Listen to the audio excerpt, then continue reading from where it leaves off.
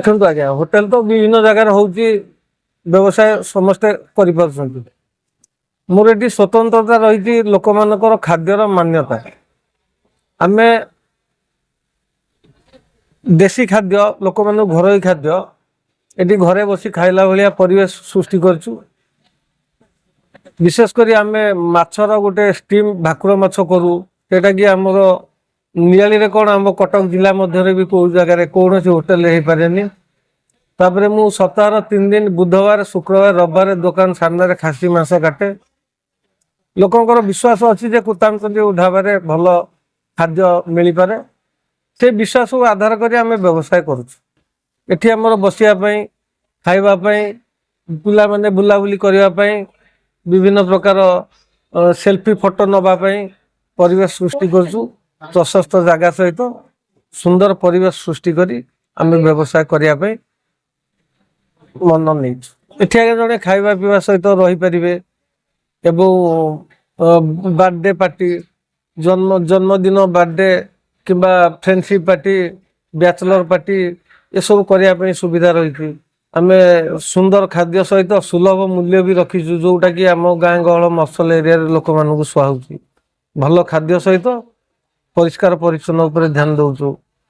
लोक मानकर ग्राहक मानकर संतुष्टि उपर ध्यान दउछु। विशेष ये जगहटा हूँ आम नियाली बाजार ठारू 1300 मीटर काकटपुर रोड रे फायर स्टेशन पाखरे मेन रोड उपरे साइड रे अछि एवं नियाली बाजार पाखरे अछि। आम जो पुराना होटेल मु करिथिली सेठी 25 वर्ष अनुष्ठान सेठी जगह सर्टेज हैला लोक मानक रहिया बसिया पई खाइबा पई असुविधा हैला विभिन्न प्रकार समस्या सृष्टि हैला। तेणु करी ये जगह को मो जगह को बड़ जगह को कस्टमर मानक सुविधा पई आसिले। मन पात्र कुतामचंडी होटेल मैनेजर अच्छे। कुतामचंडी खाया बेले आम निज गर्व में कहूँ लोक आपने अनुभव करेंगे कुतामचंडी खाद्य केमी होने आम कहार कि आम जेहेतु होटेल अच्छु आम निश्चय भल कहूँ लोक खाई तो जाऊँगी भल कहते आज्ञा।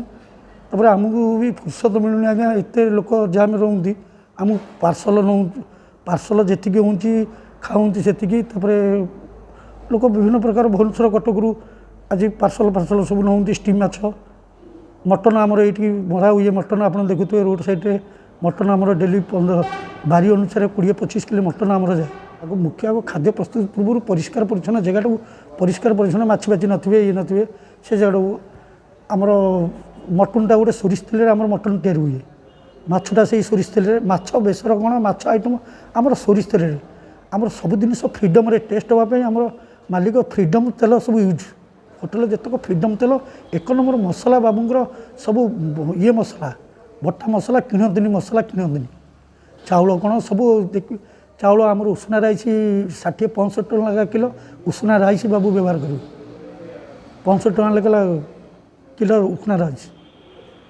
आउ चिकेनटा सेमती बाबूंर से सोरिष तेल यूज करा चिकेन तेल आमर ये तेल रिफाइन फिफाइन नुह फ्रीडम तेल आमर सब यूज करा देसी माछ आमर स्टीम माछटा नई भाकुर आसिक स्टीम करा से दिन को तो आज्ञा आमर जहाँ दिन को से बार अनुसार 100 पीस 150 पीस जाऊँगी आ सोमवारिया मंगलवारिया 50 पीस 60 पीस माछ जाऊँगी।